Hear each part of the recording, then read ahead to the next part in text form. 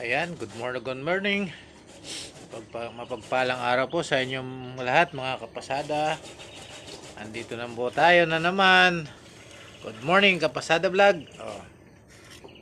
Tayo po ay magmumukbang na naman. Babawi tayo po ngayon. Nakaraan kasi sobrang dami yung kinain ko ngayon. Ano lang. Sakto-sakto lang. Ito po, umuusok pa yung itlog po. Tsaka almusal po. Ito po, gulay na naman po yan. Napakasarap po. Kung makikita nyo, umuusok pa. Ito po ay aking kinalaplaang sa likod bahay namin. Ito ay spinach. Gisang spinach po na may katamtaman anghang. Ginisalaang to sa sa sibuyas bawang na may sili.